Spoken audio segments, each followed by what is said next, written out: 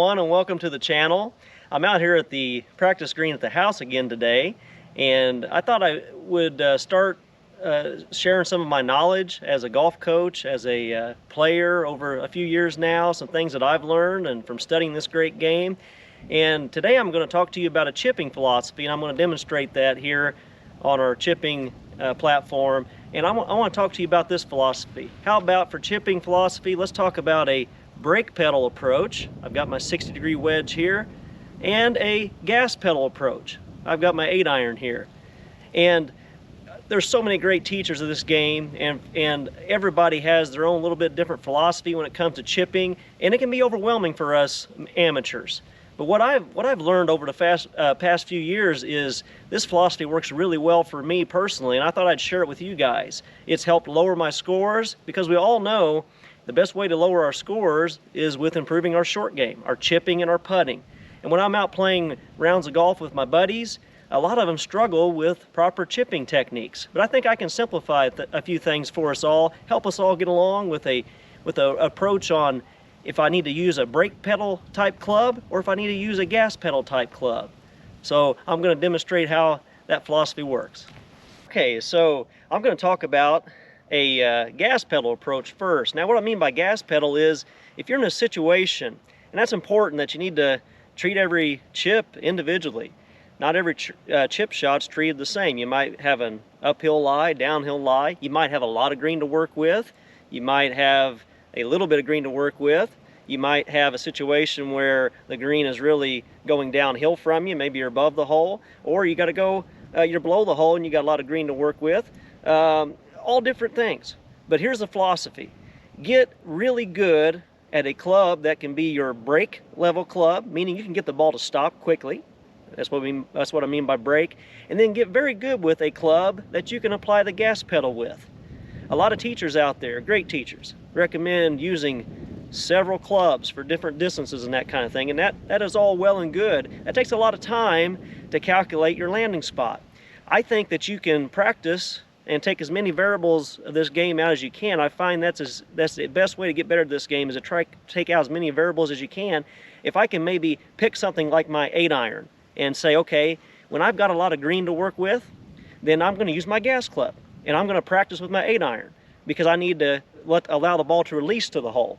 And because the philosophy of getting the ball on the green as quickly as you can and releasing the hole works great, because the downside to the lob wedges and the 56s and all the sand wedges and things, the downside to your brake club is it will bounce around a little bit, and you've got to be a little more precise with your landing spot. So there's pluses to the gas pedal, there's pluses to the brake pedal. I'm going to demonstrate that here in a second, but I wanted to open up with that and understand. I'm going to work with my gas pedal first. Now I held the 8-iron up because when I go out and play around, that's what my gas pedal club is right now. Okay, now I'm going to switch to my 9-iron just for the fact that I'm on my home practice green and I have limited green to work with. But if I'm out at the course and I got a lot of green to work with, especially if it's uphill, I'm taking my 8-iron and doing what we've all learned about over the years called bump and run techniques, and it works great. I'm getting the ball closer to the hole than I can with my lob wedge. But the key is you have to practice with it and practice both ways. And with the limited practice availability that everybody has, let's try to simplify it. Maybe just have a gas club and a brake club, and not have several gas clubs and several brake clubs. Now I'm going to demonstrate an 8-iron, like I said, at 9-iron here at the house, but normally is my 8-iron for my gas club. My brake club is a 60-degree wedge. Yours might be a 64, a 60, a 56, a 52, but something with a little bit of loft on it to hit some brakes and get the ball to stop. So now we're going to go in. Let's hit some.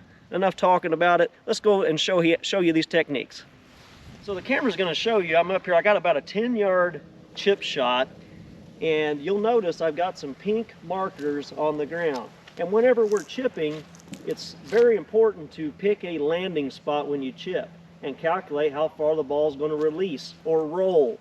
And with my gas club, the point of it is I don't have to hit it as hard, I don't have to fly it as far, because it's going to release and roll to the hole. Unlike my gas club. My gas club, that spot would be much closer. But because I've got a little bit of green here to work with, I'm going to be able to take my 9-iron and make a less complicated motion and judge it, and it's going to roll and hopefully close to the hole. You might even see me chip one in. So I'm going to demonstrate the gas club here. So I'm going to get right into it. As far as technique, what I found works the best is have your feet pretty close together, okay? The ideology of this is to not have any independent hand or wrist movements, not even have any independent arm movements, okay? We're not hitting full shots here. This is a simple bump and run type of shot. So what we want to do, much like our putting, we want to keep this triangle that our club and our two hands form working in unison or together. So the best way to do this, first of all, get your feet close together like I said. Now I'm going to put 65 or 70% of my body weight on my left foot. I'm going to shift my weight to where I feel like 65 or 70% of my weight is on my left foot. And that's in order to make sure I get down there and hit the ball first and scratch a little grass after, much like our iron shots, full iron shots. So I'm going to set up with my feet close together. I'm going to shift my weight forward. And then now I'm just going to simply rotate my hips. Watch that. Okay, that's all I'm going to do. I'm not going to take this club even back this far. I'm just showing it for demonstration. And then I'm going to rotate again. I'm just rotating. If you notice, my hands don't move. My arms just follow my body rotation. It's just a rotating motion. Okay, and I'm just going to bump this ball and run it. And I'm going to concentrate on this spot. I'm going to try to land it between those two pink pegs. Let's see how I do with a few of them here.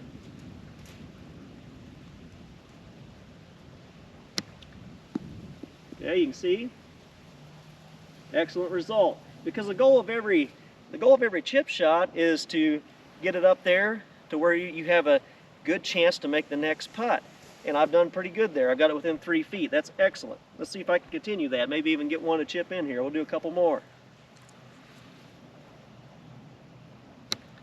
Look how simple that motion is. All I did was rotate my body.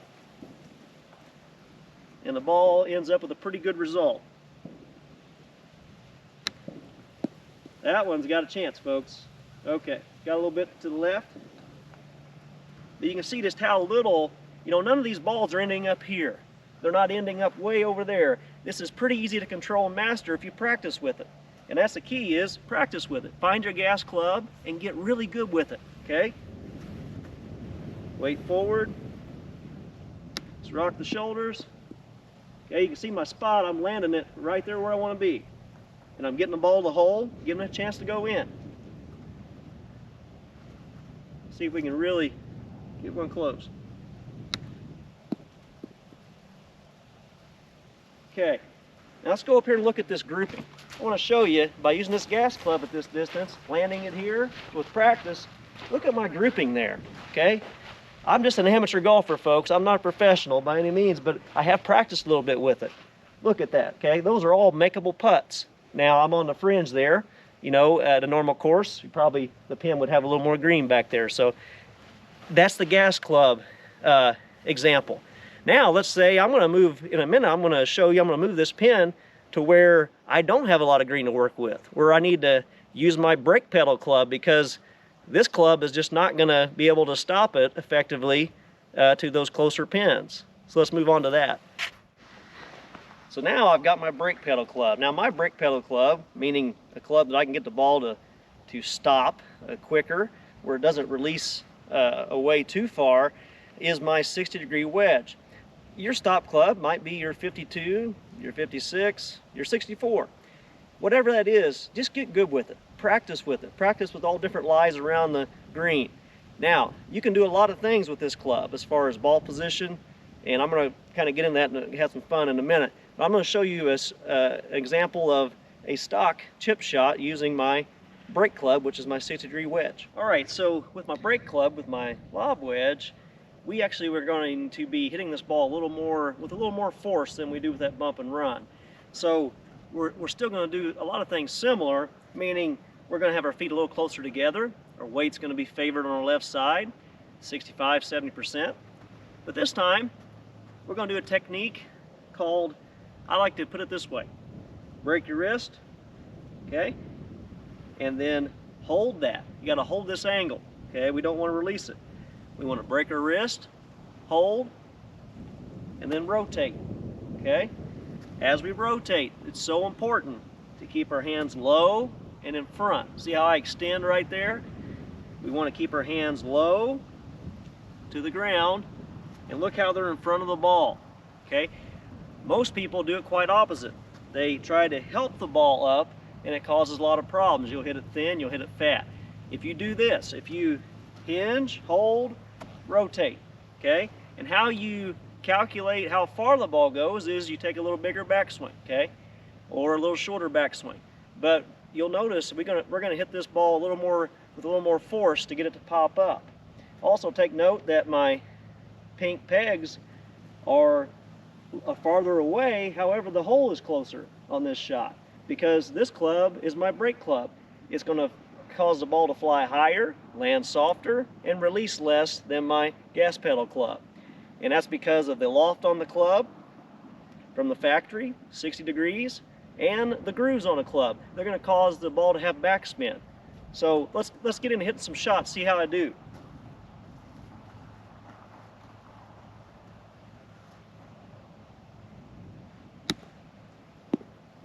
Now you can see that ball, I hit that a little bit deep, but you can see how it wants to stop. I hit it a little bit farther than my landing spot, so I'm going to work on that. I'm going to hit it with a little less effort. Weight on my left side, hinge, hold, rotate. Okay. Now I'm going to back off a little bit here. I'm hitting them a little bit deep. See if I can make an adjustment and get one of these babies to go in. Look at that baby stop, okay? Getting the feel for it. That's a thing we got to practice with both our brake club and our gas pedal club. But we can really do a lot with just two clubs.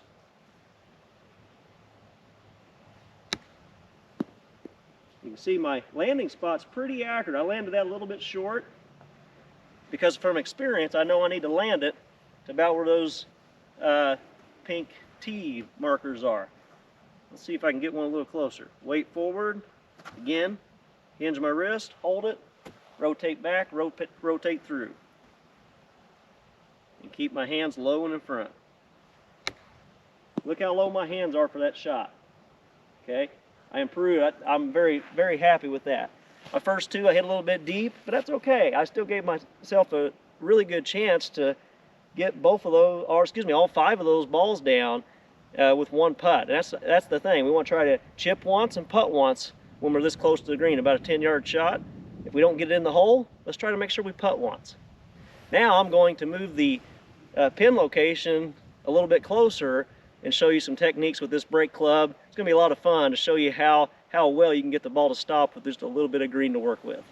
So now, to have some fun out here and to show you some techniques to help you when you have very little green to work with, or you got a green that's extremely fast, or you've hit the ball above the hole and you have downhill green and you've got to get the ball to stop very quickly as soon as it lands on the green. I'm going to show you how I do this.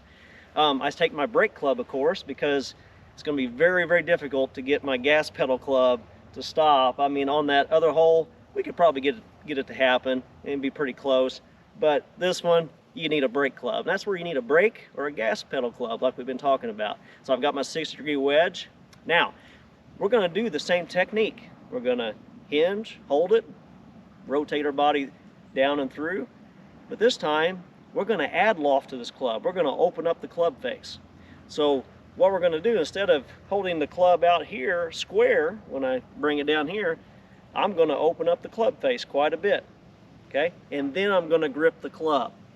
Okay? A lot of people start out down here and they just open up the club. Well, you can see my grip is tremendously what we call strong.